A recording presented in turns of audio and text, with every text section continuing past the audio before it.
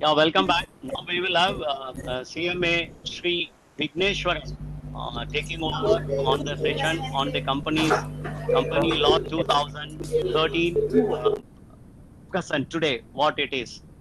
And it will be a pleasure to introduce Mr. Vigneshwaran with all your permission.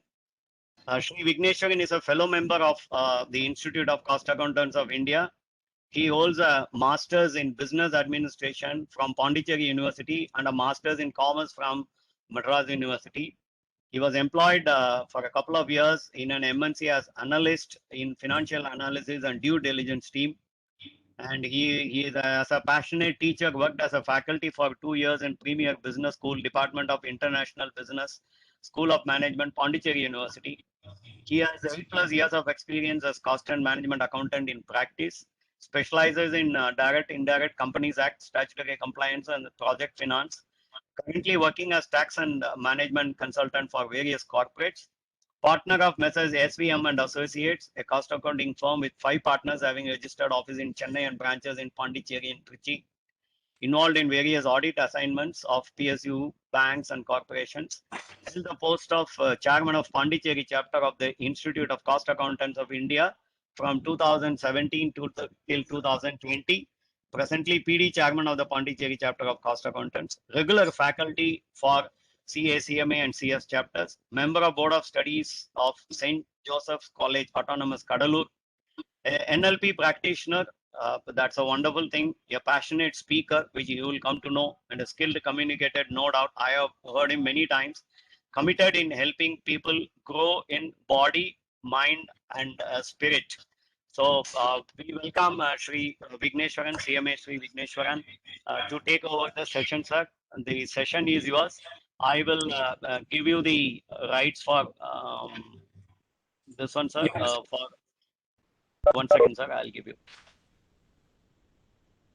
So thank you very much. Good evening, everyone. Once again, am I audible, sir? Yeah, you are audible. Now I have given you the presentation thing to you. I will go on mute, sir. Thank you. Thank you. So, warm good evening to one and all. So at the outset, I'm very happy and I'm excited to talk on the topic C for company law. So amongst learned stalwarts of our institute. So my humble pranams and thanks to CMA TCS for giving me this wonderful opportunity at this point in time. So with this, I start my presentation. Thank you so very much for the introduction, and yeah, let me share my screen, please. So is my screen visible? Yes, sir. Yes, please. Yeah, it is visible. It is visible. Thank you. Thank you so very much. So let me continue. So to my presentation for the day would be concerned about Companies Act 2013 and its amendments. So as we all know, the Companies Act 2013 was came into force on 12th of September 2013, and with the Lok Sabha passing the bill on 18th of December 2012 and Rajya Sabha passing the bill on 8th of August 2013, and the present act got presidential accord on 29th of August 2013. So that is the basic introduction of the act. And then since 2013, the act has been amended 8 times. That is the overall picture. And then there has been 15 rules which has come into picture. We have 400 plus notifications. So I am trying to explain the relevance of the word company law today, meaning there are 168 plus circulars since 2013 and many pronouncements by the High Court and Supreme Court and all those things. When I try to compare the Companies Act 1956 with that of 2013, in 1956 we had 658 sections, whereas in 2013 Act we have 470 sections.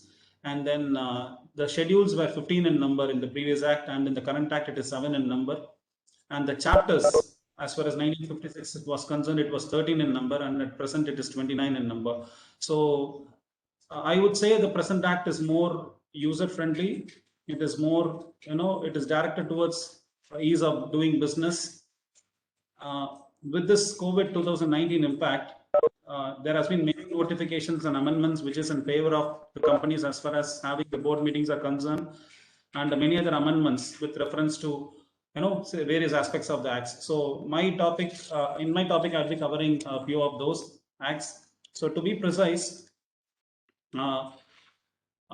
these are the few topics which I'll be covering, starting from the board meetings, shareholders meetings, and definition of OPC, filing of various forms with ROC and charge related forms, and as far as independent director is concerned, what is the remuneration which is applicable to an independent director, to a non-executive director, and the changes in CSR, very precisely CARO 2020, the producer company rules 2021, and most importantly, the changes in Schedule 3 of the balance sheet, and the definition of coverage of small company, which has been changed recently, and the implementation of the software, change in software, and various additional disclosures in the director's report, and definition of listed company, which will change, which has come into effect from the 1st of April 2021, and changes in the annual forms, that is MGT 7 and MGT 7A, as well as MGT 9. So these are the topics which I'll be precisely covering.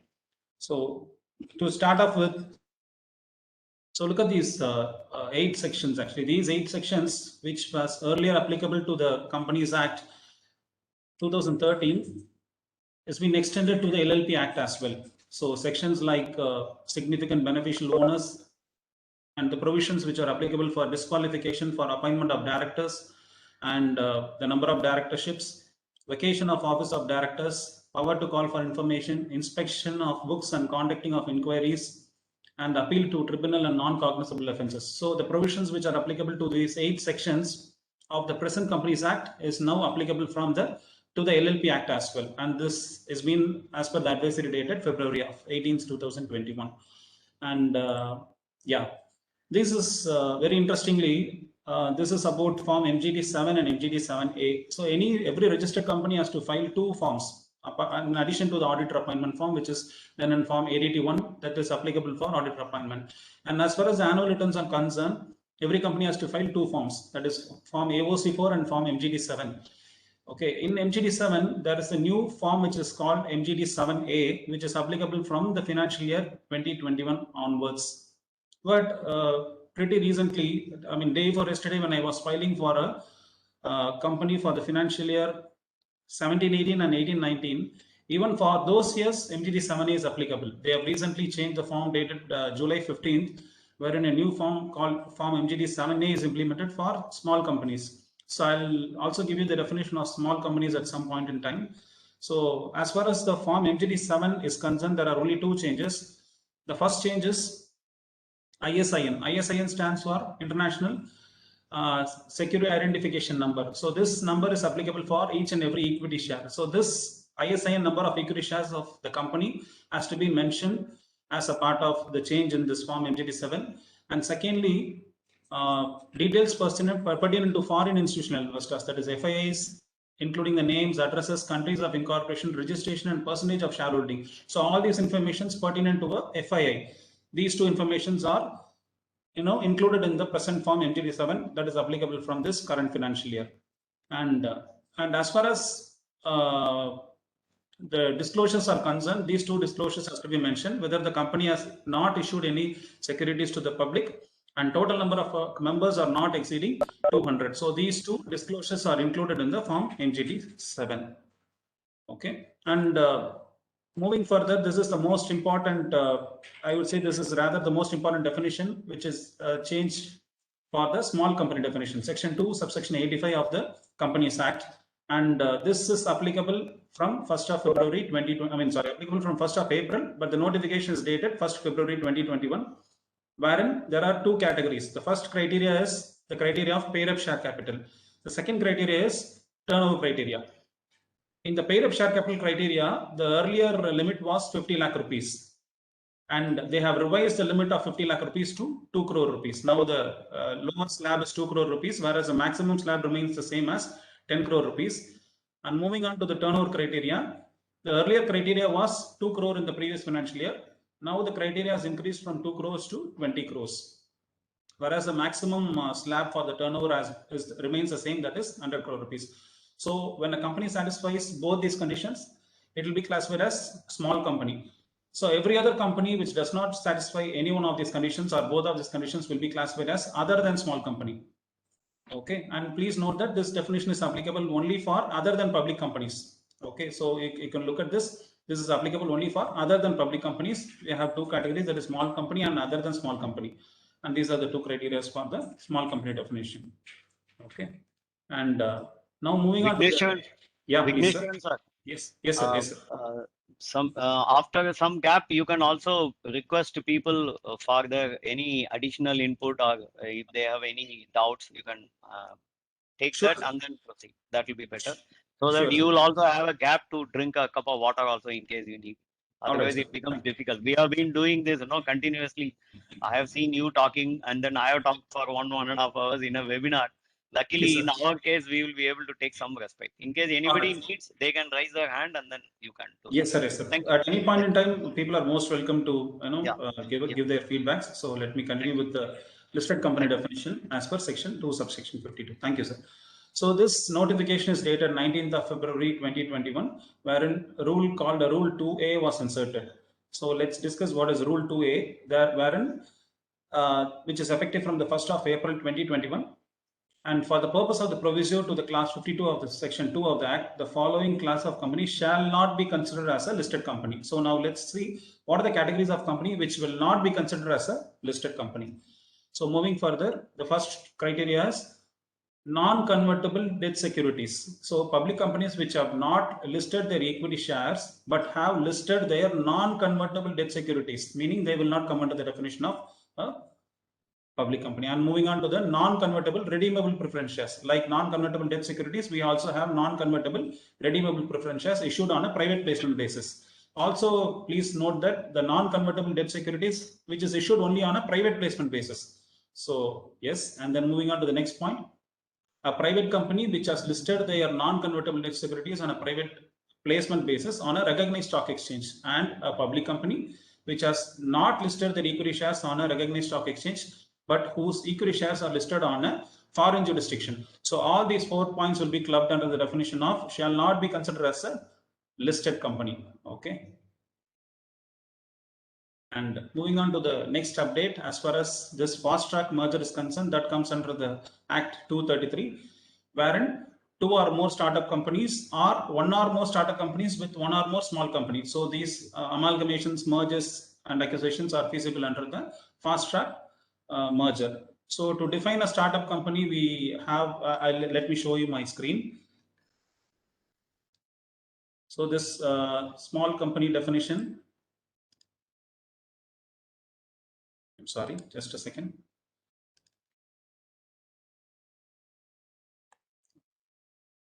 Okay, this small company, startup company definition comes under the Ministry of DPIIT. So, and in that website, we'll be doing the definition of what is a startup company. Okay, and moving on to the very interesting section, or a very important company called a one-person company. So it was in UK. This definition, this concept of OPC came in the year 1925 and followed by Singapore and China. In India, as far as this 31st March 2021 is concerned, there are almost 36,524 OPCs which were registered. The basic difference between a OPC and a private company is wherein we can incorporate a company with one member or a one director. Okay, and earlier, there was a mandate to convert a private company. There was a mandate to convert a OPC into a private or a public limited company if one of these two conditions are satisfied. The first condition is if the paid up share capital of that OPC has increased 15 lakhs, and if the average annual turnover during the immediately preceding 3 consecutive years, if it has increased 2 crore rupees, if these two conditions are satisfied, OPC company should be mandatorily converted into a private limited or a public limited company. But once again, the notification which was released on the 1st February 2021 has deleted this provision, meaning even if a OPC exceeds its paid up capital more than 50 lakhs and the turnover of the immediate preceding 3 years exceeds 2 crore rupees, an OPC necessarily need not be converted into a private or a public limited company. And this is applicable effective from 1st of April 2021. And regarding earlier, only Indian nationals were allowed. for starting up this OPC. Now, non-residents with entrepreneurial potentials are also allowed, meaning any non-residential individual can also start up a OPC. So that is another welcome point as far as OPC is concerned. And most important, this residential status requirement. Earlier, the number of days was 180 days, and now they have reduced the number of days from 180 days to 120 days. This is for the definition of a resident individual. Okay, as far as this 1% company is concerned. And for converting a OPC company into a private limited or a public limited company, you can convert it, but it cannot be converted into a Section 8 company. That is the only limitation of a OPC company. Wherein when you wanted to convert your OPC company into a private limited company, we had to increase the number of members to 7. Increase the number of members to 2. When you wanted to convert the OPC into a public limited company, we can increase the number of members to 7. Similarly, the directors has to be increased from 1 to 2 in case of a private limited company, and 1 to 3 in case of a public limited company. And they have to comply with Section 18 of that. Section 18 covers with the conversion procedures. Okay. And any clarification so far from any members? Sir, whether that member should be a director or he can appoint somebody else as a director? He can appoint someone else as the director as well, sir. Member need not be necessarily a director. Okay. So that director's disqualification regarding that staying in India, that does not apply when NRI starts. That does not apply. Yes. That does not apply for OPC, and he need not be a resident individual as well. Thank you, sir. Thank you. Sir, small company means only applicable for private company or public company also? I'm sorry, sir. Can you please repeat the question? Small company definition is only to private company, but not public company, no? Yes, sir. I'm coming to the definition at later point in time. There is a definition for the small company as well. Yes. I'm sorry. You are correct. It is applicable only for a private company. It is not applicable for a public company. Correct. Thank you, sir. Thank you. Yeah, it's there. See, small company other than a public company. Yes. You're right. Thank you. Vigneshwan. Yes, sir. Vigneshwan, can you just go back to that definition slide, please? I've got a small doubt. That limit to see, it says paid up share capital of the company shall not exceed rupees 2 crore. That is from 50 lakhs. Sir, what is the next sentence? Maximum remains same. Sir, the slab was 50 lakhs to 10 crore. Okay, now it is 2 crores to 10 crores. Oh, it is now 2 crores to 10 crores. Yes, sir. Achha, less than 2 crores. Less than 2 crores, it is not a small company, is it? Correct. Earlier, less than 50 lakhs was deemed to be a small company. Now they have increased the limit from 50 lakh to 2 crore rupees, meaning a company whose share capital, even if it's less than 2 crore rupees, will be under the definition of small company. Okay. Thank you. Yes.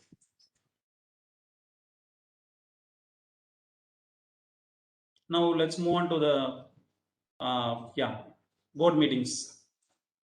With this COVID 2019 pandemic affecting the possibility of conducting regular board meetings, we have certain provisions which are applicable. I mean, earlier certain transactions were not allowed to be transacted without a physical meeting. So I'll discuss those points at a later point in time. But it was relaxed. Originally, it was relaxed to 30th of June, and then it was extended to 30th of September, and then to 31st of December 2020. And presently, the limit is only till 30th June 2021. We are expecting the next extension as far as conducting it through video conferencing mode. Again, these are the various dates at which the notifications were released. And these are the restricted items which I was referring to. Filing of annual financial statements, signing of annual financial statements, signing of board's report, and issuing of prospectus. Even these 3 items can be transacted through a video conferencing mode with this present COVID.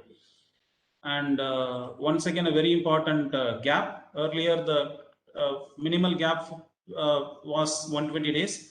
Now the minimum gap between 2 consecutive board meetings can be done even till 180 days. So from the 120 days, the days has been increased to 180 in number. Okay.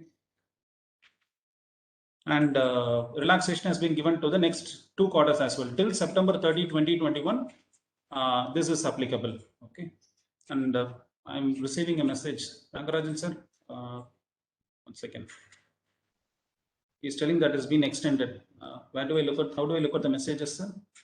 I'm receiving a pop-up, but I'm not able to. Yeah, chat box. It's already VC provisions extended up to 31st of December 2021. Thank you, sir. Thank you. Thank you. That's an update to everyone.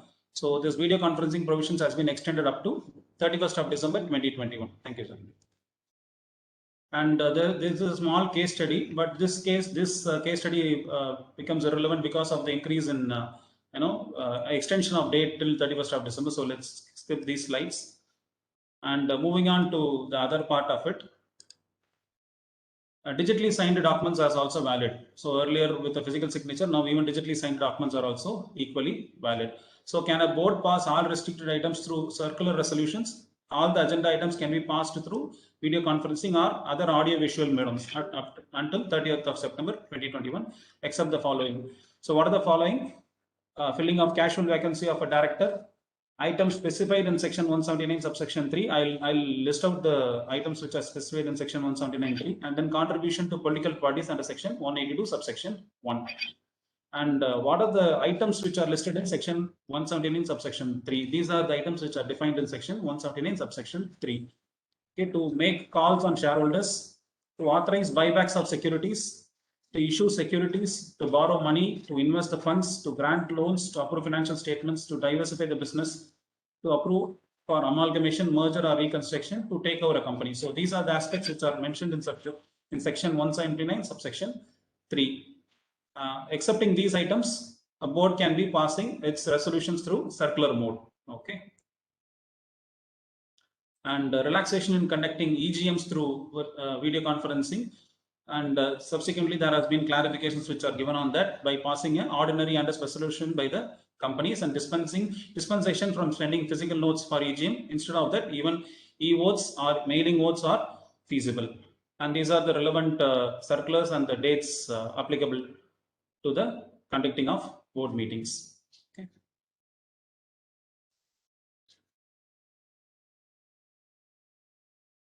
Okay.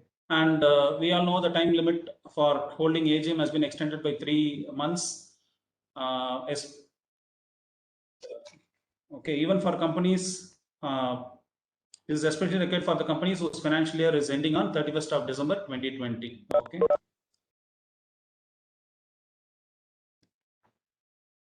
Okay, and continuation of that, notice manner in which the framework provided for conducting the meetings and clear instructions and how to access. In fact, helpline numbers and including passing on the resolutions and other communications through mail ID, and display of the notice to be displayed on the website of the company, and display of notice through email. And all these things are being the recent updates as far as the shareholders meetings are concerned. And the postal ballot, interestingly, e-ballot, that is an option which has been recently amended. And show of hands, no options to vote through show of hands if the members are exceeding 50 in number. So these are the updates as far as the shareholders meetings are concerned. And this is a general Q&A. Can a company pass a resolution for removal of director or auditor in a general meeting held through VC or OAVM, where the director or auditor has the right to representation? Yes, provided the auditor or the director has been provided necessary right of representation. This is a general Q&A. And second question, can a company hold physical meeting of shareholders? Yes, subject to compliance of the lockdown restrictions of the particular state. Can company avail exemption from sending notice annual reports through email? No. So that has been made as a mandate. And moving on to the changes in board's report for the financial year 2021. Okay, the Company Accounts Amendment Rules 2021, which is applicable from 1st of April 2021. Applications made or any proceeding pendings under IBC with the status has to be Insolvency and Bankruptcy Code. With the status has to be mentioned. And if there is a difference in terms of valuation for the OTS, that is one-time settlement, and loans availed with different reasons has to be part of your audit report. Okay. And we all know this applicability of accounting softwares, which was implemented last year, and subsequently it was been postponed to 1st of April 2022, wherein the particular audit software should have a capability of recording audit trails, meaning capability of creating an edit log for each change, so that it cannot be disabled. Any change will be created as a separate log, so that will become easier for the auditing, okay, purpose of auditing. And moving on to the next pretty important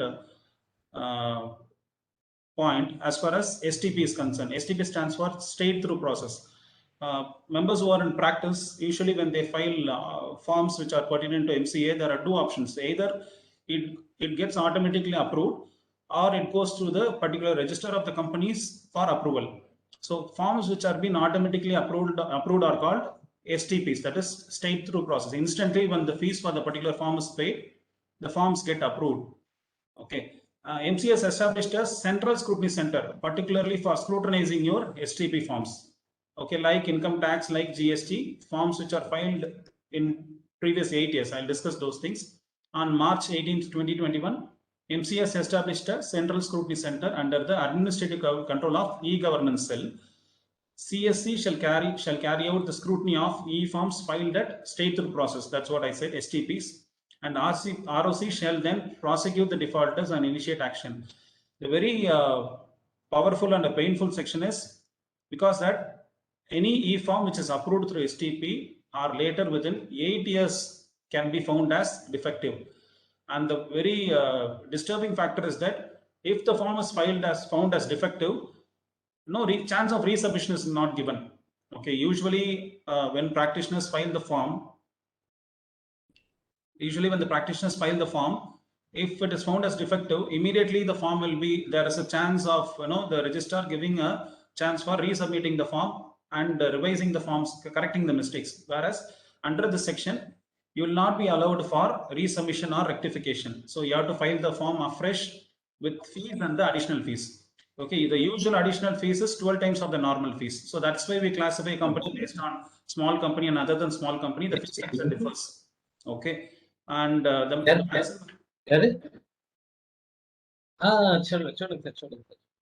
okay, and the maximum additional fees will be 12 times of the normal fees on a regular forms. And there are some forms like which we file for the annual returns, wherein the late fees is calculated on a daily basis. So earlier in the introduction, when I talked about form AOC4 and form MGT7, the late fees will be 100 rupees per day. Okay, wherein there will not be any cap on the late fees. Whereas there are certain forms wherein there is caps, like 2 times of the normal fees, 4 times, 6 times, 8 times, 12 times. So usually it is 12 times of the normal fees, that is the late fees. Okay, so that is one thing. And what are the challenges which are faced? Okay, ROC will be sending notice, and an opportunity will be given to the company to rectify and resubmit the form within 15 days with any fees or additional fees. And as I told earlier, we have there are chances that ROC can open this form for 8 previous years. Okay, and as said in the introduction by TCS, we have something called the definition of, we have something called independent directors. We have applicability of independent directors. In fact, members, CMAs can also become independent directors. And there is an institution which conducts the examination for, for us becoming independent directors. I'll show you those slides. And there is a time limit for registration. There is a identification number, and you have a database for that. The time limit for registration of persons working as independent directors in the database as on 1/12/2019 has been extended up to 13 months, that is 31/12/2020. The earlier extension was for 5 months, and then it was extended to 7 months. I'll tell you the validity why I'm telling about the number of months of extension, because once you register yourself, you should take up an online proficiency self-assessment test. Okay, that has been conducted by the institute. And you should pass the examination within 2 years of your registration. Okay, suppose you are registering and you are not able to qualify the examination within 2 years, your name will be removed from the data bank. Okay, so and that's why there is an extension criteria which has been discussed in the last slide. And extension of the time for registration with the database was granted to persons who are already holding the position of independent director in any company. Let's see who are all exempted. Any person who has 3 years experience as a director, or a key managerial person of a listed company and an unlisted public company having a paid up capital of rupees 10 crore or more. And who are all exempted? Second point, any person who has 3 years of experience as a director or a key manager person of a body corporate listed on a recognized stock exchange in India or the FATF member country as well. And similarly, any person who has a 3 years experience as a director or a key managerial person of a foreign body corporate having a capital of US $2 million or more. So these are the criteria of people who are exempted from taking the proficiency test, and the list continues. Any person who has 3 years experience in the statutory corporations in the act of the parliament or state legislature carrying commercial activities. Okay. And once again, any person who has 3 years experience in the pay scale of director and above in these ministries. If the person is a director or above in these 4 ministries, he is also exempted from taking up the proficiency test. Similarly, a person who has 3 years experience in the pay scale of CGM and above with these bodies. So all these set of people are exempted from taking up the the proficiency test for becoming an independent director. Okay. And as far as the issue of shares is concerned, there is a notification which is dated 11th of February 2021, and there is a rule called Rule 12A which has been inserted, which is effective from the 1st of April 2021. And the Rule 12A it talks about the rights issue, and there is a minimum time of 7 days which has to be given for issuing the offer letter from the date of offer. That is as far as this is the latest update as far as the issue of shares is concerned. Sir, I have a question. Yes, sir. With respect to section 62(1), if we issue the right share at premium, do we require to give a valuation report? I'm not sure about that, sir. I'm not sure. I have to check it across. Okay, because section 42 implies the valuation report. Hmm. However, the income tax authority demand the valuation report, whereas the Okay. Companies Act is silent with regard to valuation report. So, Okay. can you able to give a glimpse on this view, sir? Sir, Okay, Mr. sir. Rangarajan Yeah. sir has given a chat message saying that yes, valuation is must if you issue premium. That is the answer Mr. Rangarajan has given now. Right you, sir. issue. Pardon me? For Yes, right if it's issued at premium, yeah, for the rights issue. Yes, valuation is a must if you issue premium. That is what the answer is. But if you read with section 247, sir, there is nowhere mentioned section 62(1) with regard to right issue, even at premium.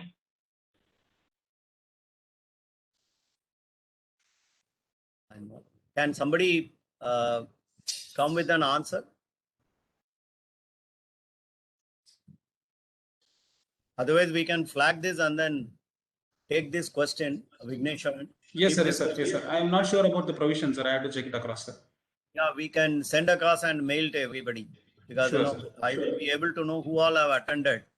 So we can send a mail. In case otherwise, at the end of the program, we can have a discussion. Please keep this question. Then we can discuss Because it at I the end. have done a right issue for 30 crores, sir. So the income tax authority we have filed. However, the income tax authority is asking, have you given the, have you passed 3, have you filed the valuation report? So I didn't file the valuation report because the act doesn't require. But the question is coming from the income tax side.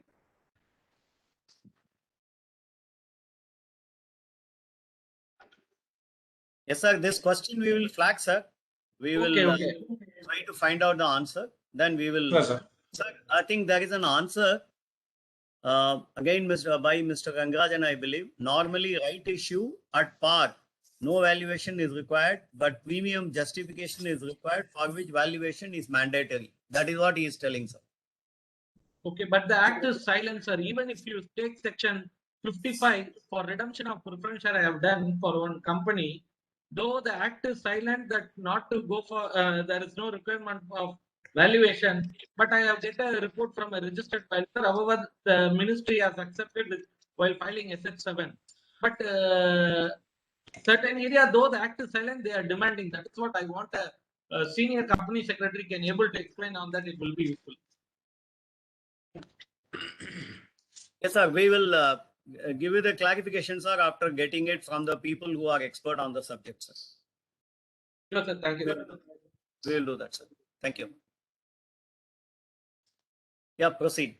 Yes, sir. Thank you. And regarding the CFS scheme, this company's fresh start scheme, which was implemented, given during the time of pandemic, which allowed several companies to file their backlog, forms which had late fees, huge late fees. As far as I gave you an example of filing the annual returns, wherein it was ₹100 per day. So this scheme was given last year during the pandemic, which enabled several companies to file their backlog forms. And as far as the CFSS 2020 is concerned, this particular form is not applicable for charge related forms and SH7 forms. Okay, that is regarding the share transfer forms. And this scheme was valid up to 31st of December, and the last date for filing form for availing this immunity was extended till 30th of June 2020. Since it's over, let's move on to another. Sir, one more question on CFS 2020. Can I ask, sir? Please go ahead, sir. Sir, when come to CFS 2020, the anomaly is I got an order under section 252 for revival petition, sir, on 31st December. However, I was not able to file the returns. So I filed the return on the January 1st week with a penalty of 2 lakhs. Okay. However, subsequently, the ministry has issued an order. Those who got an order, revival order, up to December, the CFS scheme is extended to March 31st. So whatever I have paid the amount, I have applied for refund. Now the refund is with ministry approval, pending for approval. And Correct, with regard to filing of financial statement AOC4, I have paid with the immunity, that is normal 100 rupees. It has been waived all the additional fees. With the normal fees I have filed, but MGT7 I filed with additional fees which gone to 2 lakhs, for which refund filed has been filed.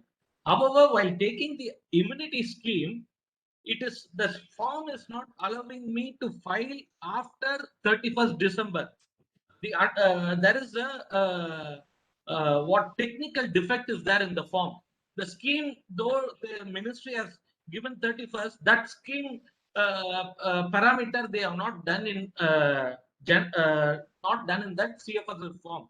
So I could not able to get the immunity, and I have sent a mail to CRC, everything, but still pending. However, some of our fellow members, have they come across this kind of situation, and what is the remedy they have taken? Can someone able to highlight me? Sir, I haven't gone through this situation so far, so I request any other member who can jump into this query. Can someone be able to clarify, please, from the participant side? You can unmute your mic. If it's a technical query, if it's a technical issue, I guess mostly it gets resolved by filing the latest forms, and with filing of marking queries, it gets resolved within a day or two. But no, I sir, think this is not a technique. This is the problem is that the logic has not been implemented in this form, sir. Correct. 31st December, they have extended for those who got the revival order till 31st December. Correct. It has a spillover effect on Jan-Feb. That particular data is not getting captured in the form. We have written a mail through from Company Secretary Institute, as well as from as a practicing angle from our side also, whether our cost accountant fraternity who have got the order as facing this kind of situation, I am asking. I haven't got any information so far regarding this. Any other member can please jump in.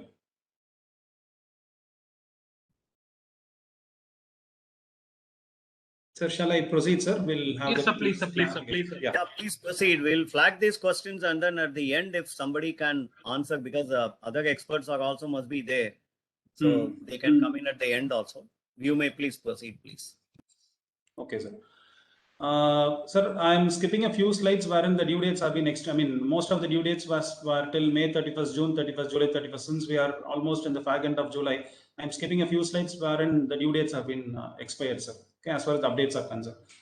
And moving on to this CARO report, Companies Auditors Report Order 2020-20. MCA has also amended Schedule 3 of the Companies Act, which is applicable from 1st of April 2021. This Schedule 3 is applicable for all companies, including a foreign company, except these 6 categories. Very importantly, banking company, insurance company, Section 8 company, OPC company, small company, for which we had the definition earlier. And now moving on to the last category, which is very important as far as a private company. There are 3 criteria. The first criteria is share capital and reserves. Second criteria is borrowings. Third criteria is total revenues. If these criteria are not, satisfied, then we'll look at the solution. First is a private company having a paid up share capital and reserves put together, which is less than 1 crore rupees. Total borrowings, which is less than 1 crore rupees. A total revenue of which is less than 10 crore rupees during the previous financial year. And if a company satisfies all 3 conditions, these companies included in the exemption list, meaning these 6 set of companies are exempted from the CARO 2020 applicability. Okay, and now let me run through the major changes which has happened in CARO 2020. I'm trying to compare CARO 2020 with that of CARO 2016, and this was made applicable with effect from 25th of February. And there are 16, earlier we had 16 classes in the previous CARO, and now we have 21 classes. I'll brief you through the main changes. So first changes, we all know it was called as fixed asset. Now the term fixed asset is replaced with a word called property, plant, equipment and intangible assets, PPEIA. And the definition has the scope of the definition has been broadened, I would say. And then if the title deed is not in the name of the company, then report of all such instances in a tabular format with the reasoning. The tabular format has been given as a part of the notification. And any revaluation in PPIA has to be reported. Any Benami proceedings initiated should also be reported as far as the CARO 2020 is concerned. I'm talking about the fixed asset related schedules. Now moving on to the inventory physical verification and bank limit. The inventory physical verification coverage and procedures has to be disclosed, and any discrepancy which is beyond 10% should also be disclosed. And most importantly, any working capital limit which is above 5 crore on collateral of current assets. Usually all our current assets like book debts and stocks, all these things are included when you're going on for a working capital facility. If the working capital facility limit is more than 5 crore rupees, that should also be reported as part of your inventory physical verification. And as a part of your loans and advances, earlier dues which are settled by extension, renewal or fresh loans also should be reported. Any loans received on demand basis, we call it as demand loans, should also be reported. Okay, and moving on to the default part, any default which is default should be mentioned in the specified table, and the disclosure if declared willful defaulter by a financial institution, that disclosure should also be disclosed. Whether the term loans have been applied for the right purpose, whether the short-term loans are applied for the long-term purposes, any funds which are obtained to service obligation to subsidiary companies, joint venture companies, associate companies, and also the funds obtained for pledging of shares. So all these things should be reported. And as far as the fraud reporting is concerned, any ADT4 which has been filed by the auditor has to be reported. Any whistleblower complaints should also be reported.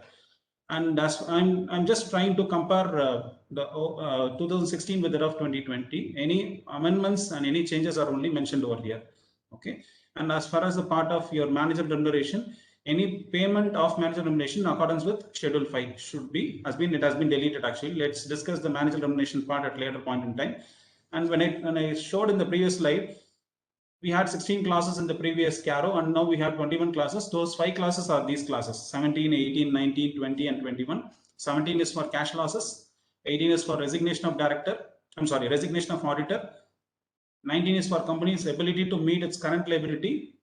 And 20 is regarding CSR compliances, and 21 is regarding companies in consolidation. So these are the various, 5 classes which has been inserted in the new reporting of CARO.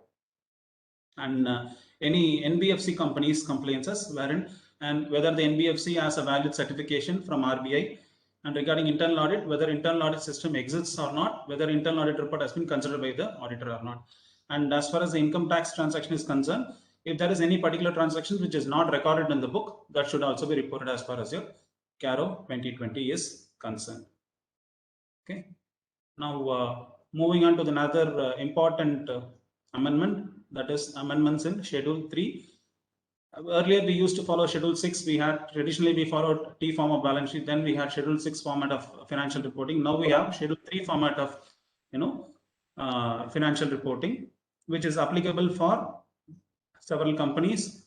Okay, and this Schedule 3 prescribes the financial statements and various disclosures to be made in the financial statements, and also the requirements of Ind AS will comply.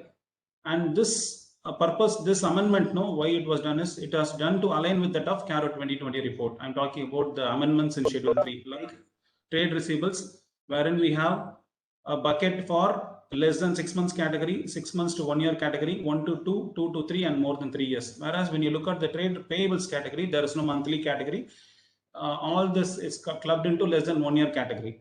1 to 2 years, 2 to 3 years, more than 3 years. Similar to that of trade payables, we have this CWIP, that is capital work in progress and intangible assets under developments. We have these 4 categories: less than 1 year, 1 to 2 years, 2 to 3 years, and more than 3 years. These are the various buckets as far as trade receivables, trade payables, CWIP, intangible assets under developments. And as far as the title deed for immovable property is concerned, if there is any immovable property, the title deed has to be disclosed along with the description, gross carrying value, title deed in the name of whether title deed is held by the promoter, director, and very importantly, reason for not being held in the name of the company. That should also be part of your Schedule 3 reporting. And traditionally, we have been following only a few ratios. There are a few other ratios which have been implemented as part of your Schedule 3 reporting. That includes your, traditionally we had this current ratio, inventory turnover ratio, trade receivables turnover ratio, trade payables turnover ratio, and now we have few more added ratios like ROCE, ROI, NPTR, NPR, and all those ratios which has been recently amended along with this Schedule 3. And as far as the CSR points are concerned, details of related party transaction. Suppose I am a company, I hold a trust. So all those informations which is related to CSR spending, as far as the related party transaction is concerned, that should also be included. And loans given which are repayable on demand without specifying any terms and periods for repayment. All those things are as a part of a Schedule 3. And we have this utilization of borrowed funds, whether the company has not used for the borrowing, the purpose of borrowing. That's regarding utilization of borrowed funds. And then we have bank returns, that is the stock statements filed by the companies with its bankers on a monthly basis, and its reconciliation, registration of charges or satisfaction. Generally, we create a charge at the time of borrowing, we modify when it's been enhanced, we file a satisfaction form when the loan has been closed. So all these things should be part of your Schedule 3 reporting, followed by lease liability, whether it's a current liability or a non-current liability, and maturities of non-current borrowings, security deposits which are given, promoter shareholding if it has been held more than 5%, and relationship, if any, with the stock of companies. So all those disclosures are part of your Schedule 3 reporting, followed by surrendered income, revaluation of PPEIE, valuation of investments for PPEIE, utilization of borrowed funds,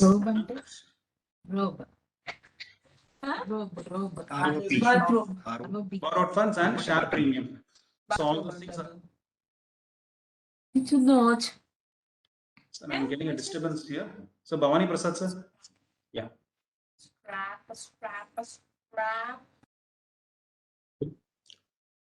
And if a company is a willful defaulter, and if it holds any benami properties, and compliances with, as far as the approved schemes are concerned, compliances with the number of layers of companies, statement of changes in equity, rounding of cryptocurrencies. So these are, I guess we need a separate session as far as the Schedule 3 is concerned, and CARO reporting, that should be a separate session, but I'm just running through the various advances or amendments as far as the Schedule 3 is concerned.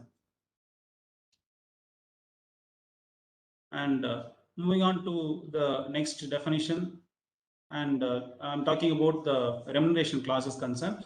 Earlier, we had an overall limit of remuneration by a public company in a financial year. It is 11% of net profits, and we have scenarios wherein a company can even pay a remuneration exceeding 11% of the net profit. And no central government, no approval from the central government is required now, except for part 1 of Schedule 5. We'll discuss part 1 of Schedule 5 in the next slide. And moving on to the overall classification as far as the remuneration is concerned, we have two categories. When the company has a managing director or a manager or a whole-time director, or it is for other than managing director, manager or a whole-time director. If it has a managing director or a manager or a whole-time director, if it is 1 in number, the ceiling is 5%. If it is more than 1, the ceiling is 10%. And in the other case, if it is for other than MD or manager, it is 1% if we have a MD, and if it's and it's 3% if there is no manager, no MD or a manager. So this is as far as the limit of remuneration is concerned. And previously, when I talked about Schedule 5, there are 4 parts, and the first part talks only about the appointment criteria, and part 2 deals with the remuneration criteria. Part 3 deals with the provisions which are applicable to part 1 and part 2, and part 4 deals with the exemptions criteria. So let's move on to the appointment criteria. So relating to appointment, if a particular person is convicted for offense in any of the 19 acts, okay, so it may be imprisonment for any period, or it may be a fine of 1,000 rupees or more, he will not be qualified for the appointment. And we had this question earlier in TCS's presentation as well. The answer to the question is he should not have attained 70 years, 70. Okay, and no further approval if there is a special resolution. And the minimum criteria it is he should have been 21 years plus. And as far as the residential criteria, he should be a resident of India for the preceding 12 months. So these are the 4 conditions as far as the appointment is concerned. And moving on to the next criteria regarding the profit criteria, I'll tell you. If the remuneration is within the ceiling, an ordinary resolution will do. If it is beyond the ceiling amount, a special resolution. That's what I told regarding in this slide. If you can see, I told the company can also pay more than 11% of the net profits, but in that case, we need to pass a special resolution. Okay, and moving on to the remuneration. Sir, I have a question. Yes, sir.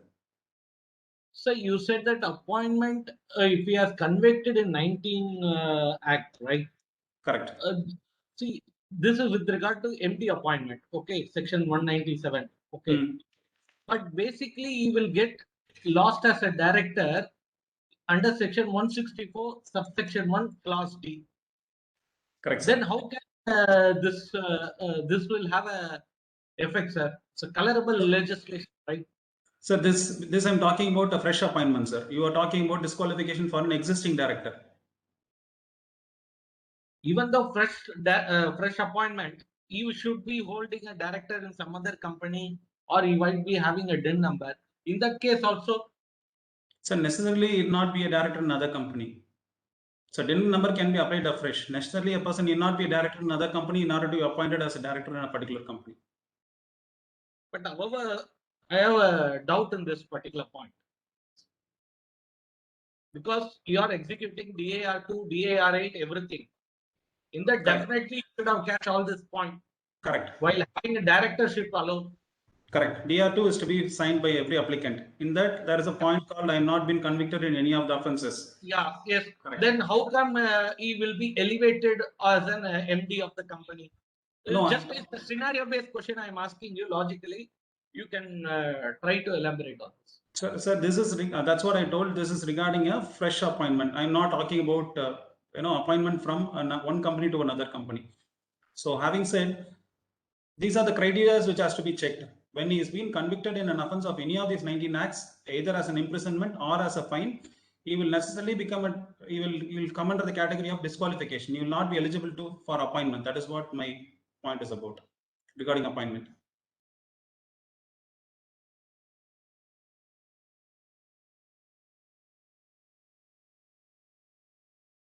Okay, now moving on to the next part regarding companies having profits under section. I was talking about effective capital. Let's discuss the definition of effective capital before proceeding on to the remuneration part of it. So this effective capital means aggregate of these points.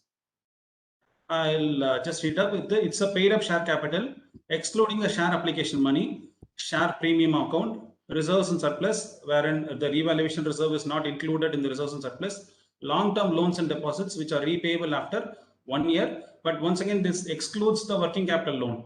Very important. This excludes the working capital loan. This excludes the overdraft, interest which are due on loans unless funded, and then the bank guarantee. All these things are exclusions as far as your long-term loans and deposits are concerned. And what is to be subtracted is reduced by the aggregate of any investments, except in the case of investment by an investment company whose principal business is for acquisition of shares, and accumulated losses and preliminary expenses, which is not written off. All these things should be reduced off. So your paid up share capital, your share premium, your reserves and surplus, your long-term loans and deposits, excluding any investments and accumulated losses. So this gives us the definition of effective capital. And going on by the remuneration part of it, if the effective capital is negative or it's less than 5 crore rupees, the limit is 60 lakh rupees. And this is a tabular form wherein if it's between 5 crore and 100 crores, the yearly limit is 84 lakhs. If it's 100 crore and 250 crores, it is 120 lakhs. And this is where the step-up method comes, wherein from 250 crores and above, it is 120 lakhs plus 0.01% of the effective capital in excess of this 250 crores. So this is the step-up method of calculating your remuneration as far as the effective capital is concerned. And this is the second criteria, wherein the effective capital is negative or less than 5 crores. This is in case of other directors. The first table column was in the case of a managerial category, and the second category is for the effective capital in case of other directors. Okay. So similarly, it is 12 lakh rupees for negative or less than 5 crores. And from 5 crores to 100 crores, it is 17 lakhs. From 100 crores to 250 crores, it is 24 lakhs. And from 250 crores and above, it is 24 lakhs plus 0.01% of the effective capital. Okay. Now, I talked about 4 criteria. The first was regarding appointment, second was regarding remuneration, and part 3 is about provisions which are applicable to part 1 and part 2. Okay, and the last part is about exemptions. So now let's move on to the conditions. Okay, the first condition is approval of the board, and there should be no default. And as far as the resolution is concerned, if it's a professional director, a special resolution will do. And if it's another director within the ceiling limit, an order resolution. Beyond the ceiling limit, it's a special resolution. And in case of the details, there are the general information about the appointee, and other information and disclosures. Okay, remuneration in case of inadequacy or losses. One second. Yeah, as far as this latest amendment, which was effective from 18th of March 2021, provisions amending section 149 and 197 are notified, wherein remuneration is also applicable for non-executive directors also. Earlier we talked about executive directors, managerial directors. Now it is also applicable for non-executive directors and independent directors as well. This is in the case of having profits or inadequate profits. Okay. Yeah. Yes. Then moving on to the last part of the Schedule 5, an approval of the resolution of the shareholders in general meeting. Certificate of auditor or secretary or practicing company secretary certifying that the requirement of Schedule 5 has been complied. Okay, and such certificate has to be filed with the forms with ROC. There's an exemption wherein central government may exempt any class or classes of companies from any requirements contained in the schedule. This is the exemption part of it. And moving on to the definition, division of Schedule 5 applicable in case of services offered by director in any other capacity. Suppose he is also, in addition to a director, he is also acting in any other capacity. If it's a professional nature, and this committee, remuneration committee approval will do as far as the remuneration of directors for services. And yes, very importantly, the auditor of the company in his report under section 143 has to make a statement whether the remuneration is paid by the company to the director is as per the act, and also a certification has to be given that the remuneration paid by to any director, if it's in excess of a limit, then the details should be certified by the director. And moving on to the last part, CG, central government for only appointment. This is about remuneration to non-executive director. Section 149 subsection 9 provides that if the company has no profits or inadequate profits, the company can remunerate even an independent director. Also, section 197 subsection 3 talks about a company can remunerate even a non-executive director and an independent director, provided it is as per the accordance of Schedule 5 of the Act. Okay, and once again, this step up method of giving remuneration beyond a certain effective capital is given, wherein it is 12 lakhs to 24 lakhs, it is 0.01% of the effective capital in excess of 250 crores. Okay,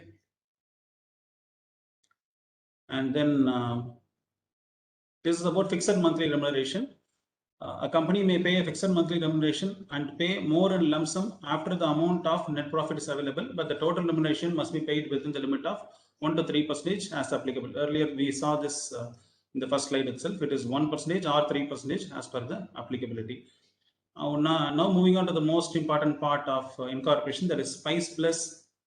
A few years back, we used to apply for names separately. We used to file 4 or 5 forms like Form 32, Form 33, Form 34. 32 was for the major part of it. 33 was for MOA, 34 was for AOA. Now everything has been combined under one form called Spice Plus form. So Spice Plus stands for Simplified Proforma for Incorporating a Company Electronically. So this is a new form wherein it has 2 parts, part 1 and part 2. Part 1 stands with, you can apply for a name, wherein when you're applying for a new name for an existing company, we use this form called Form RUN, that is called Form Reserve Unique Name. Whereas in this Form Spice Plus itself, even the name is included as a part of your incorporation. So we have to apply for a name along with the objectives and the main code of the business. And in the next part B, MOA, AOA, and there is a form called AGILE, wherein agile form we call it as, wherein registrations for ESI, registrations for EPF, GST registration was also included in the earlier form. Now with the latest modification, there is one more form called, and there is a form called Spice Plus, which was amended on June 7th, and there is a form called Agile Pro S, wherein even your shop and establishment number can be, registration number can be applied along with the incorporation form itself. So once you incorporate a company, you get your certificate of incorporation, your PAN number, your TAN number, everything is being embedded in the certificate itself. Followed by you get your GST registration, you get your ESI, you get your EPF number along with shop and establishment registration also. So all these licenses have been clubbed together. So I have a doubt with regard to see, though the act is enshrined, the GST registration practical difficulties we find very difficult to get the synchronization, sir, with the MCA and GST portal. Okay. Because of that, I have done so many incorporation, but the GST number we could not able to get. We are getting the GST registration separately. Okay. So why the synchronization is lacking, sir? When come to GST alone, when come to PAN, TAN, and ESI, PF, I agree. Yes, at one part we are getting allotted, but with respect to GST registration, the process is really challenging part with respect to incorporation. It is taking generally incorporation will happen for me in 1 or 2 days. However, with the GST registration, it is taking more than 8 days, 10 days also. So, sir, can you highlight on this? Yeah, I'll explain you, sir. The practical difficulties. Yeah, I'll explain, sir. Actually, even the GST registration, there is a concept called deemed registration, wherein the number is not allotted beyond a 7 days time. It is deemed to be that the number has been allotted. Even nowadays, we are with this physical verification. Now, recently there is an option of linking your, doing your e-verification through Aadhaar itself. I'm talking about the GST registration. Many cases, because of technical difficulties, this Aadhaar validation is not getting successful, and it is almost taking 21 days for a GST. I'm talking about the last 3-4 month scenario. And moreover, their registration based on the nature of business you take, either it goes on to a central department or it goes on to a state department, and that's the actual problem. See, even without the SPICE form, I'm talking about, we are facing more difficulties in the registration itself, GST registration itself. Yeah, that is what, sir. Though Act is enshrined that within 7 days, if it is not done, it is a deemed generation. But however, it is not happening. It is keeping us into frustration, and the investor and the client says, "No, sir, money is coming from abroad. Please, what happened? Please tell the status." Because of that, we could not able to complete the incorporation process. I understand, sir. My advice would be to you on this. Nowadays, I am and nowadays I am doing without GST registration alone. Correct. So this creating a cumbersome process. Whether you people have faced, what is the So- response from your end? So practically speaking, I also don't take GST along with incorporation.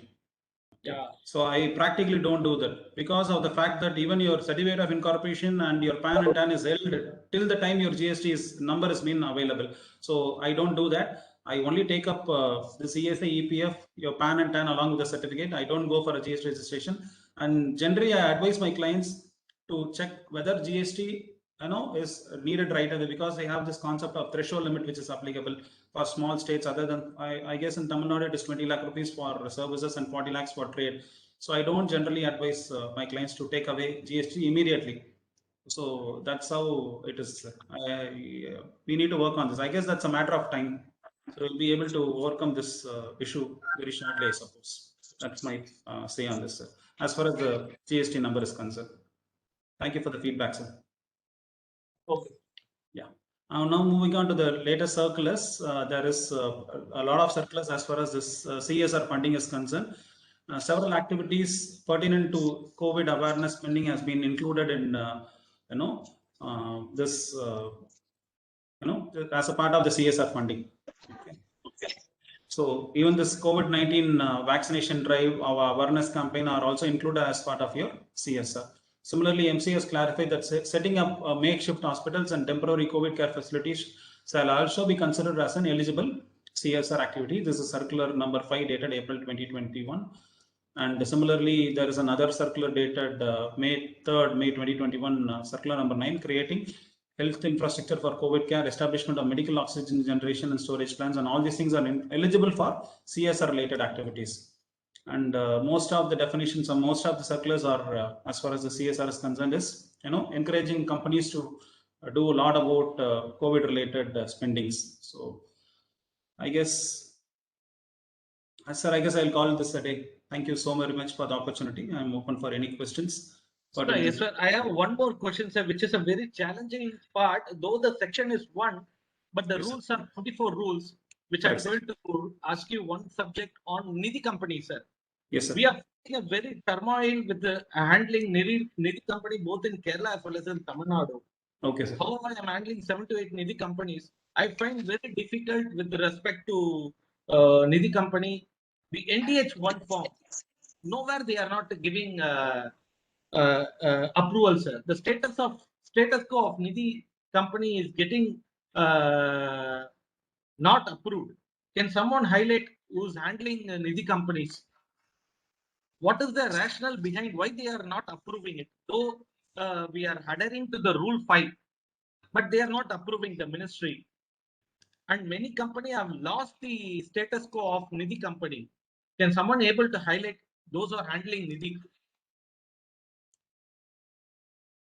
Sir, I don't have a say on this, sir. I'm not handling any of the company. Okay. So anyone else, please?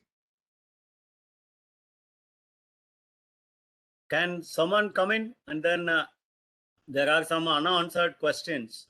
So if others can get in Though we into have the platform. represented matter to regional director level, however, they are waiting for the approval from the ministry, sir. And many of our many of the Nidhi company, they have started admitting the members for functionality purpose. So because of that, they are holding the deposits, application money, everything. So really, it's a challenging task. And in fact, in Kerala, they filed a writ petition for permitting writ of mandamus. They filed to go ahead for seeking approval. But however, in Chennai, in Tamil Nadu, no one has done. So anyone has got opinion on this, sir? Can you please share? Vadivel or anyone else who has been handling these things? Mr. Padran, I think these are two technical questions. Maybe this training session we have planned for only all CMA professionals as well as beginners. Maybe in the next session we will keep all the expert with practical knowledge people so that we can interact more. So Patnam sir, if you can mail me the questions, we'll be able to. I'll be able to get back to you, sir.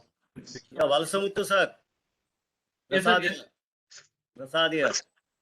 Sir, what you can do, sir, you can just mail to us.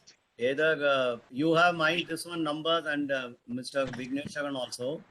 What we will collect all these things, talk to the experts, and then at least to the participants we will give a mail back, sir. We can definitely do that, sir. Definitely. Because the idea of starting this session is like this, people, even CMAs and CAs who are now into this kind of practice, we have difficulties. We just wanted to know what are all the difficulties that we face and whether our people who are already on the job, whether they will be able to help us. Maybe today, as Mr. Vadivel said, today we were not able to do full justice on many of the questions, or at least 3-4 questions. We will try to go to the experts, get the answers, pass it on to you, and we, as I told in the beginning, we will do it as a series so that people like us, we will be able to get more enlightened on the subject and do a better job on this particular company's law. This was just a stepping stone. We thought informally we will do this. Sir, I am. Yes, sir. Can I speak now, sir? Yes, Murali, please go ahead. I was hearing the sir's presentation, Yes. but I have only one doubt in that. When the company is started, the GST number should be applied immediately. You should not wait for threshold limit, because whatever taxes you are paying at the time of purchase or input services, you can avail that in the Input tax credit. Well received, sir. Well received. My point was, it need not be applied as along with the spice form. We can apply it at a particular, subsequent point in time. Yes. Separately. The practical difficulty, sir. Sir, well appreciated, sir. Thank you. I understand your point. Somebody else was telling something. Please go ahead. No, Somebody Murali, was- sir, I accept your view, sir. However, the modus operandi with respect to incorporation, we are getting very delayed, sir, with respect to registration of GST. Though it is integrated with the form, it is taking more than 10 days. What is Correct. enshrined in the law If you verify your Aadhaar card, you will get the number within 3 days. Correct. Otherwise, it will take 30 days. Correct. I'm in the practice for the last 34 years. So I can help you. If you need any help, you can contact me. Definitely, My sir. number is 98410-28,000. Definitely will pitch in, sir. Murali sir, can you just put your number in the chat box so that everybody will be able to know? Yes, sir. I will put it.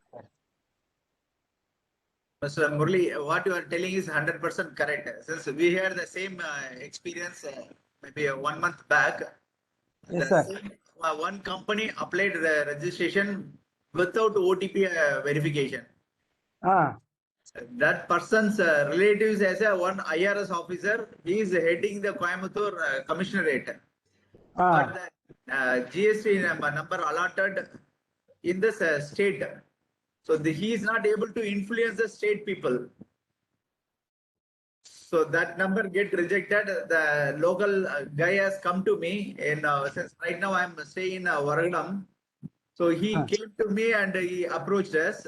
We have amicably settled this issue. Even though one IRS officer is there in his team member, he is not able to get the number.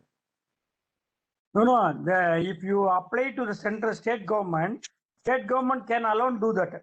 If you apply to central government can alone do it. They cannot change the position. Correct. Sir, I guess that is based on the product category, sir. Product or service category. Yes. Mr. One more thing, could you please share some of the professional? They will allow you to either central or state. Based on that, you will have to process. Correct. Generally, state will be very easy to process. Central will be very difficult. Sir, I guess it's a matter of state actually. In my Pondicherry, central getting it from the central government is pretty easy than getting it from the state government. So I guess it's a matter of the state in which we are presently. Yes. Mr. Venkatesh, one more question. Could you please share any of the few professional avenues available for CMAs under Companies Act so that participants can get some benefit out Sir. of your some valuable inputs? Sir, is a question to me, sir? Yeah. Yes. Okay. So to summarize, sir, starting from incorporation, then auditor appointment, filing of auditor. I mean, incorporation, we start with name availability forms and then the other forms, MOA, OA, SPICE forms. It is pretty easier forms. Within 2 days, we get the registration, sir. I'm talking about the incorporation. And then all three professionals can sign the forms, sir. Is a chartered accountant, cost accountant, and the company secretary can sign the forms. Only the companies, secretarial audit forms has to be exclusively signed by a company secretary, and MGD7, other than small companies and Section 8 companies, only company secretaries can be signing Form MGD7, sir.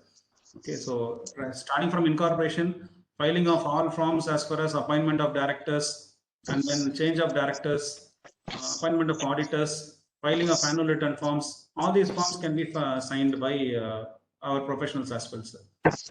Vast area, more than 50-60 forms are available.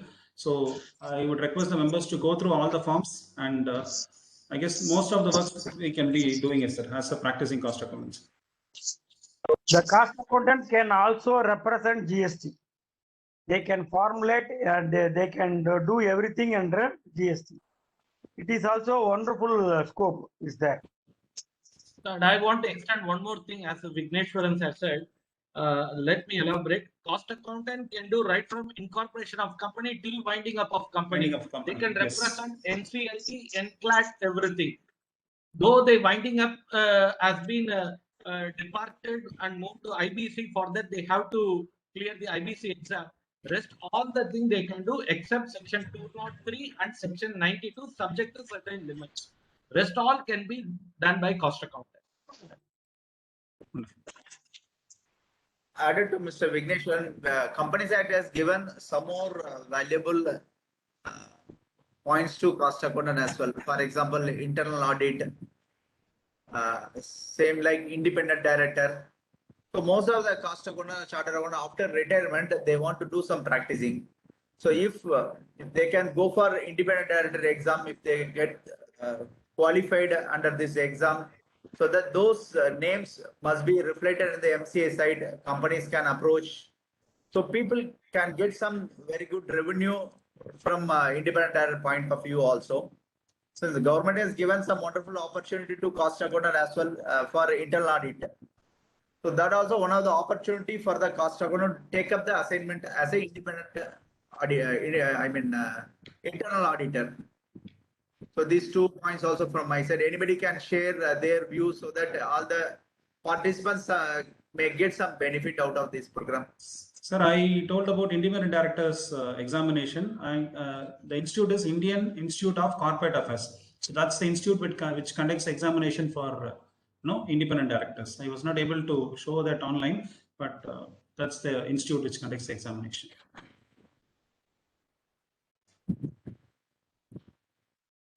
So what is the eligibility for this? Sir, we are also eligible, sir. I guess that's 1 second. I have a question, sir. Hello. Yeah, please tell me. Sir, myself Shrikant Telenakula, sir. Right now I'm in employment, sir. I'm in service. I want to go for the independent director examination. Can I, sir? Sir, as far as the eligibility is concerned, I guess we qualified cost and management accountants are eligible to take up the examination, sir.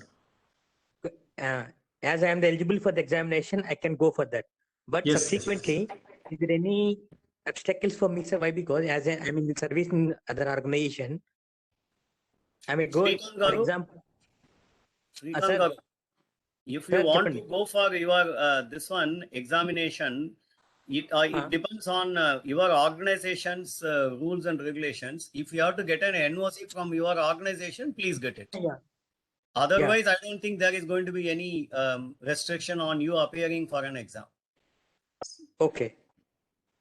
It all depends on Okay. organizations. Sir, Suppose and we are we receiving take few up any comments new thing. from Mr. Solomon sir also regarding insolvency professional and RV. RV, we need 3 years of post-qualification experience, and insolvency professional, we need 10 years of post-qualification practice, sir. So that is No, very 10 years of membership only. membership. Yeah. Yeah. Not Here, the RV practice needs 3 years of 3 membership. years of member. Yes, correct. As long as you have got a membership 3 years back, you will be able to do. As long as you have got membership 10 years back, you will be able to do. Yes. And we have our own RVO also conducting the classes for these 2 courses, sir. Yes. Anything else from anyone? Can we, can I go back to that particular 10 questions which we had in the initial and then close it the same way? Since we have more number of, we have more this one. This I think all of you know. I think the second is also no. Age limit of directors in case of public company. The answer was 70, is it? What was the answer? 70. But somebody please correct me. If the 3/4 of the shareholders, if they ratify, I think even beyond 70, somebody can be director. No, Is it but so? if the special resolution is passed, then the age criteria is not applicable. Yes, correct. That Yeah, was part that of is the what. presentation. But Yes. for special resolution, is it a 3/4 majority or 2/3 No, majority? not required. Majority, see, based on the quorum. Acha, based on the quorum, special resolution. Yes, exactly. Okay, thank you. And this one, private limited, so we know by default, I think it should be no limit. Partners or owners, we saw, and freely transferable, agreed. Yes, what I understood, somebody can correct me.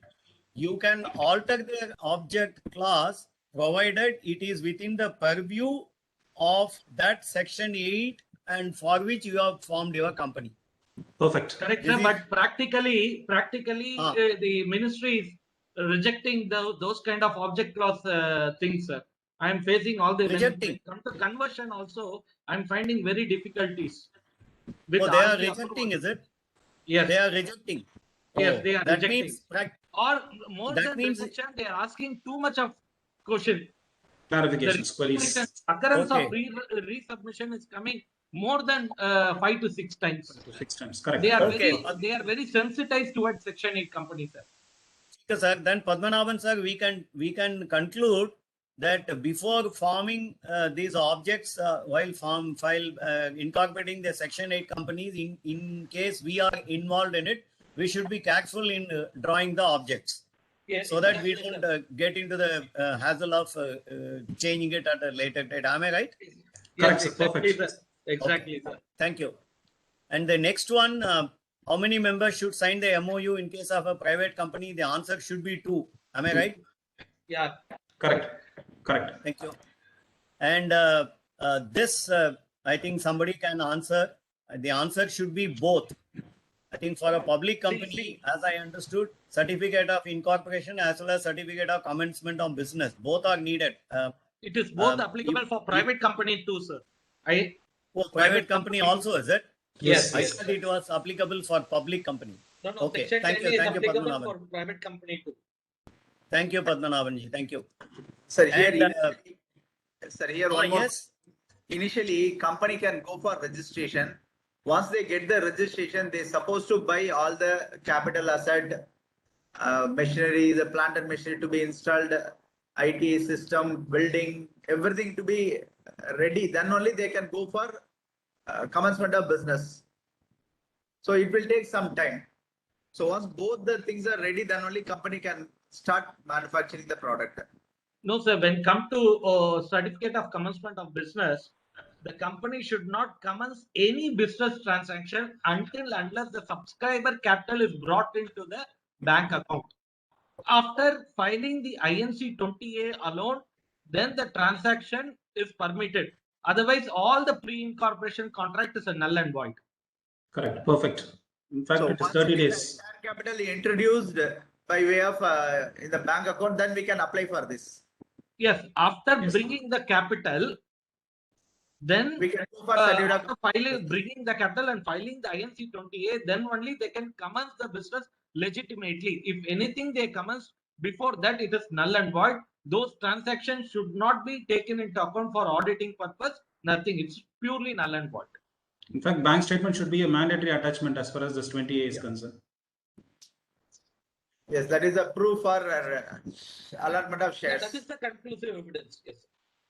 And it's 30 days before which the shares should be, substitute capital has to be brought in, and this 28 is 180 days. 180 days for the date of commencement of business. Correct. Perfect.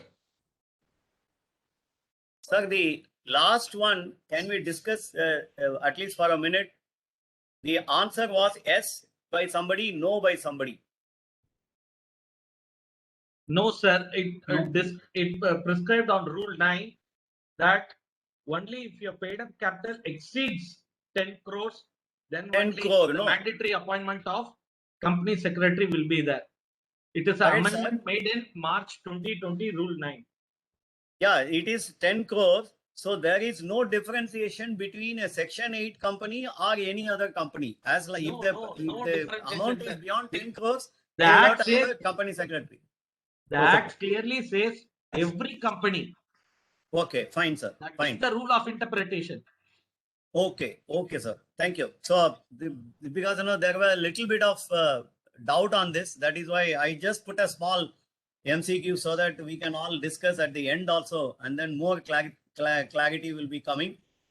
Sir, I think Vigneshwaran wanted to acknowledge Mr. Yes. Desai's contribution in this Yes, sir. whole presentation, because it is Mr. Desai's presentation which he had magnanimously allowed people can use his presentation and then give the explanation. So we very much thank Mr. Desai, whose presentation we have used today.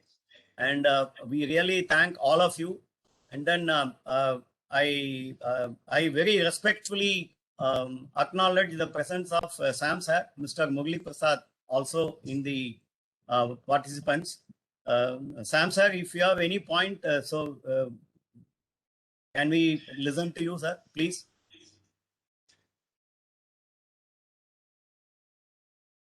Sir?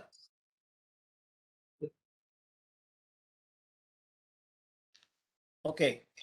What we request all the participants is, I think my mail ID I can write here. It is TCA@TCA-online. Oh, sorry. It is TCA@TCA-online.in. This is my mail ID, and my phone number is 9477702227. So this is my email ID and my phone number. You are at liberty to give me a call or give me your queries. We will try to get back with the answers, and I will have the participants' email ID, whoever attended today. We will, with the clearance of Mr. Vigneshwaran and others, I will send it across to all of you. And PPT also, yes, it will be, we can circulate, that is what Mr. Desai had given, So, for educational purposes, it's fine, sir. Yeah, we will be able to do that. So we will certainly circulate this also along with the mail which I will be forwarding. And the recording also will go to the YouTube channel. I think you will have the YouTube channel also in my messages. In some of the messages, you would have got my YouTube channel also. That also in my follow-up mail, I will be sending across. And we have our past chairman, Mr. Diodar, also. We acknowledge his presence. He very often, without fail, he comes and attends this. He is from Bombay. Sir, Vikas Saab, we really acknowledge your presence. Sam sir, we acknowledge your presence. Thank you. It's very encouraging that very senior people and very learned people are able to come and give us the idea. Vikas Saab, you want to say something? The other Saab, please go ahead, sir. No, thank you so much for mentioning about my presence here. And I wanted to getting to ask this question only, that your recording is available on YouTube, no? Yes, sir. It is. It will be available on YouTube, sir. It will take about 2 days. I will, when I send you the mail, sir, I will send you the link also, sir. That is fine. And that in is case fine. if you are Thank subscribed to my channel, it will be automatically, you will get a alerts. Oh, I It see. will be That available, is sir. good. Certainly. Very good. Very good. Sir, Thank we you so much. really thank you, sir, for attending our workshop and then giving us a real boost. That's good. That's And very we thank Sam, sir, also. So if all of you agree. Thank you, Mr. Srinivasa Prasad. Yes, sir. Thank you, sir. Thank you. Great Thanks a lot, sir. Thank you, sir. And if all of you agree, we can close the session with big thanks to Mr. Vigneshwaran, who readily agreed. He was doing a wonderful job in one of the big colleges in Chennai, Guru Nanak College. And I have met him personally in 2019. So I thought the benefit which I had, others also should have. So that was the idea, and I thank him very much for joining. And thank you everybody, Vadivel and all people, whoever have come. Thank you. Thanks a lot. Jai Hind. Thank you, sir. Thank you. Thank you, sir.